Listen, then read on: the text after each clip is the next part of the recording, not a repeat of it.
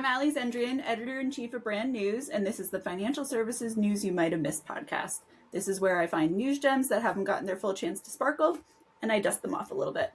I'm joined by my trusted financial advisor and my co-host, Brandon Galisi of Galisi Financial. Brandon, how's your week been? The week has been really good. I had some fun, fancy feelings before we hit record on the podcast today too. So I feel like we're already halfway into the podcast, but we just hit record. So I'm excited for the conversation. But what about you? What have you been up to so far this week? It is kind of a tease when we have like good conversations and it's like, oh, it's been how many minutes? Oops. But yeah, it's been a good week. Lots of growing and experiencing. Yeah, I'll take it. Yeah, there you go. Thank you. So our first piece of news this week is from AtoZ Communications Client's Advisor, the AI-powered organic growth engine that debuted at Futureproof Citywide just 2 months ago, announced its integration with the first 3 CRMs that it's going to do, which are Salesforce, Microsoft Dynamics, and HubSpot. This enables vital data to go from the CRM, that central hub where it's being stored, into this marketing growth rocket. So intelligent campaign decisions can be made and insights are shared throughout advisor systems. With that in mind, obviously you are the financial advisor. I am just the one who talks to one once a week. What do you think of this? It seems pretty cool. I mean, I'm personally a HubSpot user myself, which doesn't seem to be as popular in the financial advisor space. Usually there's a few, call it advisor specific tools that a lot of folks migrate to. But again, we keep talking about this word context, probably going to bring it up later. Spoiler alert. It's also just a buzzword that I really like. But I think the more that, again, especially something like the CRM, that's where your phone calls are going to live. Maybe I shouldn't say most, but a lot of people are using AI note takers these days. And those typically are in some form or fashion getting into the CRM to have that kind of data as well. So I think the more things that, I don't think everything has to integrate. I think that can sometimes be a bit of a pipe dream. And sometimes it's like, why do you need these two tools to talk together? Yeah. But in this particular case, it absolutely makes sense. I think things getting connected to the CRM, having a single source of truth, so to speak, is going to be really important. Yeah. So having seen VastAdvisor and how it works, it builds an ideal client profile, an ICP. It builds 3 of them. You can add more of them if you would like. So being able to get that information. So if you don't have all of my details in one place and it just sort of generates a like, oh, general-ish sort of Allie. Well, yeah, but then we're a little off and we're targeting a little off and then we're everything just goes askew versus everything needs to be all together. The psychographics, the demographics, whatnot. So that we're actually intelligently going after the right people in your niche. Right. And I think the article talked about the client cost of acquisition. The goal is to, of course, lower that. And again, if you have the general-ish information, to your point, you're going to get general-ish leads and your CAC, your cost of acquisition, is going to go higher. Yeah. Yeah. And you guys don't need that, especially when your niche is tailored, you really don't want to be like just adjacent. I would prefer you spending time actually working on my financial plan and doing some other things that we were having fancy feelings about before than doing things like trying to get more clients. Although obviously I want your business to prosper and be as amazing as it should be. Right. But in an efficient manner, not, let me spend, or the old referral, I get paid in 2 ways. And, with one of those ways being referrals, I'm like, ooh, that's the cringe that, a lot of sales training and any advisor listening has at least heard of. I didn't personally experience it, but I've heard of a lot of advisors be quoted to share that. But right, because we want to have more time, be more efficient. It's got all the context so that we can be intentional with our marketing, efficient with marketing, so that we find the right people. And then, yeah, to your point, we still have plenty of time to serve current clients. Love it. So the second piece of news, also from AtoZ Communications Client, Asset Map, which is known as the premier visual financial planning conversation tool.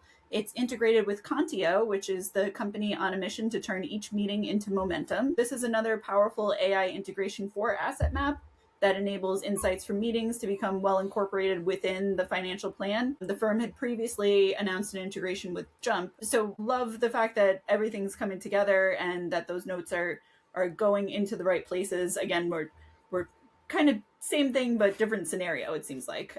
What do you think about this one, Brandon? Yep. So this was the teed up one. Also, we're talking about context here that's really valuable, but taking it a step further, I think this was part of the quote from Adam Holt in the article, but helping advisors be more prepared. So in the meeting prep side, but then also accountable. And I think a lot of people really do focus on that first piece, which is very important. Preparation is key. very valid. But then if nothing happens after the meeting, say you and I have a wonderful meeting, but we don't take any action, whether I have action items, you have action items, we both do. If nothing is happening, no action is being taken, then the best financial advice in the world doesn't really matter, because it's just theory and it's just talking out loud for the sake of talking out loud. So I think the fact that you've got all this context, it's in a nice planning tool like Asset Map, and then making sure that things don't slip through the cracks, I think that's going to separate some of the best advisors, those that are proactive and those that are, sometimes the word accountable isn't my favorite word to use, but that really is a part of it. Making sure that you're working with your advisor who's going to be proactive and be like, hey, you said that you were going to get X, Y, and Z done. Hey, just following up. How is that going? Oh, shoot, I forgot about that. Or, oh, no, I did crank that out. You're simply much more likely to get things done if you're working with an advisor or nutrition coach or whoever else. Yeah, whoever your accountability coach is in that case. Exactly. Absolutely. Love it. So our next piece of news is from Intentionally Client YourStake, which is the leading tech platform for values-based financial advisors. It announced today the acquisition of pioneering RIA for values-based advisor community, First Affirmative. So the newly combined firm is going to be operating under the name Formative and helping advisors with deep asset management capabilities, community infrastructure, and operational support. Values-based advisors having these kind of specific tools. Again, not being a financial advisor, I don't know how important this is, but to me on the surface, it sounds like, well, if you're specializing in exactly what I'm doing and tailored to the way that I work, like all the better. But what do you think of this one? What I put out of the article the most was the values-based direct indexing aspect, because this concept of direct indexing becoming a lot more popular, specifically, of course, for brokerage accounts. It could potentially provide more tax savings without having to get into all of the nuances with direct indexing. But it sounds like this platform is going to allow for a lot of customization, likely some things on the ESG side for these types of investments, a lot of values-based investing and a lot of customization. So for advisors who have clients that want to invest with something ESG, to be able to do that and still potentially save some tax along the way with a direct indexing type of model, I think that aspect is pretty cool. I have to get myself more familiar with the values-based space, but so to me, so I always similarly equate it with it's ESG, but then I feel like it's also like religion plays in, and there are other different values that go in there. So especially it being so broad, but also being very tailored, I could imagine is quite complex. So being able to have those specific tools and being able to target out the specific ways that you need to invest, I think it's going to be super helpful. Right. And yeah, that's a great point. I guess I kind of lump ESG in as any sort of values-based investing, which I don't know if that's technically correct, because you're right. There's all sorts of other ways that you can do it. There's Christian-based ones, Catholic-based ones, other religions as well, to your point. I just don't like this one particular company. Or if you're working with an accountant who is doing the auditing of big firm X, well, you can't own, or they couldn't legally own big firm X. So you'd have to make sure that's not getting in there. So I think that the customization aspect is not, just like anything, not for every single person. Not every client needs a very in-depth custom type of direct indexing model, but for the right type of person, it's incredibly helpful to have that capability. Great. So our fourth piece of news, and I'm saying fourth because there are actually five. It was a jam-packed week this week, but hey, I mean, when there's good news, you got to have it. And so a news flash for everybody else. We're going to be off next week because it's Memorial Day week and because we just need time. So sorry, but not sorry. So our fourth piece of news is from AtoZ Communications client Slant, which is the AI native CRM for financial advisors and firms. It's connected to CurrentClient, which is the modern compliant phone system for advisors. When I saw this, I thought that it was huge because, let's be honest, so even in our scenarios, even though I know enough that I shouldn't be doing things like texting you financial information and whatnot, I do to a certain extent, like, hey, Brandon, what do you think of blah, blah, blah? And it's stored in your phone. And so to know that, well, yeah, but then did I get the message from my text message into my CRM to, it's a mess versus just having something that's like, oh, yes, you're right. Obviously, we have phone conversations, we text and whatnot. So having it all in one place and being able to really make intelligent decisions, to me, sounded huge. For sure. And again, we're back to my favorite word of context here, but that it really is. It comes up so much and it is so valuable for the exact reason that you talked about, because we could be having these great conversations. And back to the accountability piece too, we were talking about earlier. If say I forget to put that into my CRM, or I don't take a note, again, I'm not perfect, but I try to do my best to make sure those things get taken care of. But you could see how things could fall through the cracks versus if you have, we'll call it an official Zoom meeting where your AI note taker, Slant in this case, is there. You're probably not terribly too worried about missing something in, we'll call it the more formal type of meeting, because you've got all the tools in place. Everything is integrated from that perspective. But once you start getting into the fringe, the compliant texting, and we'll call it off-channel communication, then how do you make sure that things get in there so that Slant has all of that context to make sure that nothing slips through the cracks? So makes a heck of a lot of sense to me too. Well, and I think it's also, so again, I try very hard. I'm not telling you like sell XYZ stock. Also, like we don't tend to speak on that level anyway, but we can have conversations and it'll be about my kids. It'll be about my house, whatever it is.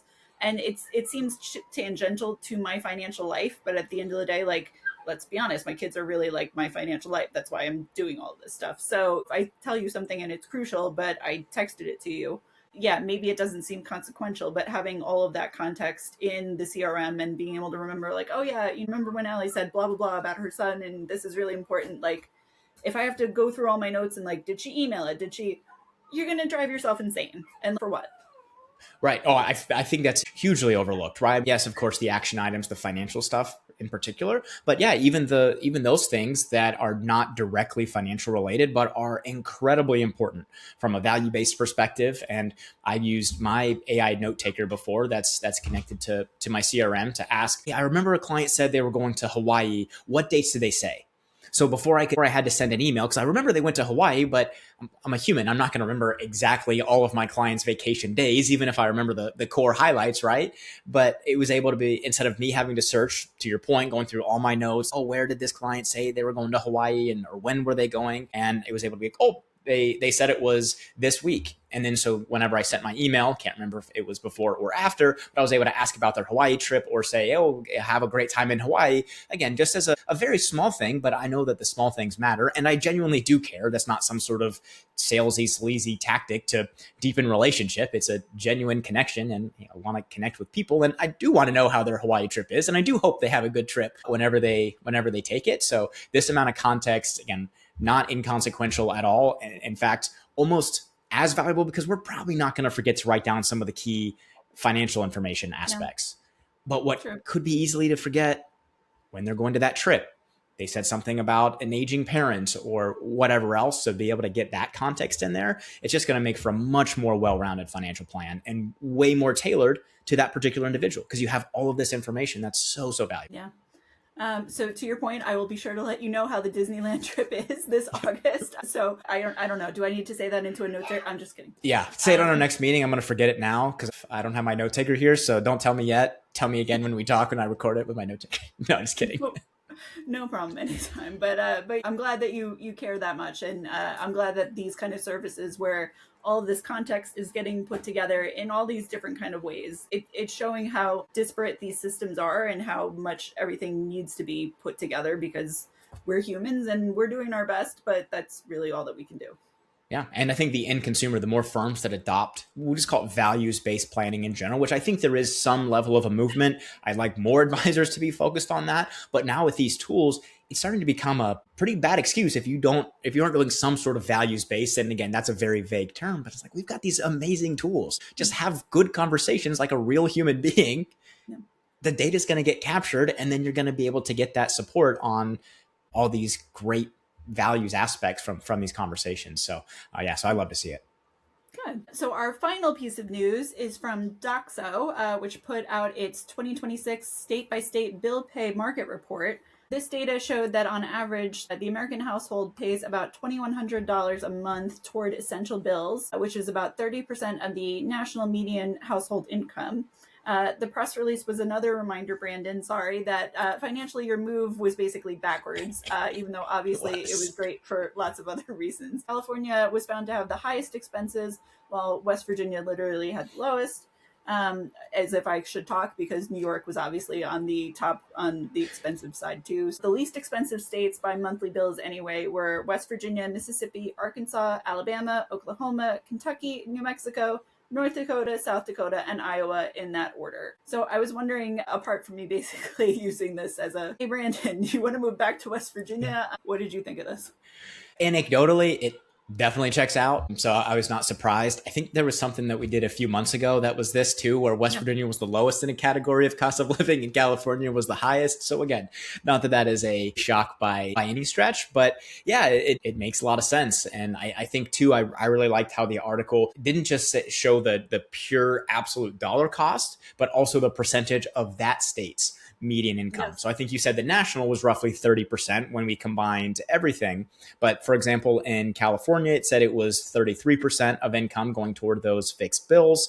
And then West Virginia, not only was it a substantially less, I think almost $2,000 less per month, it was also roughly only 22% of income. And I think, again, I'm a huge fan of ratios. Obviously, shout out Elements. I love the ratios that they provide.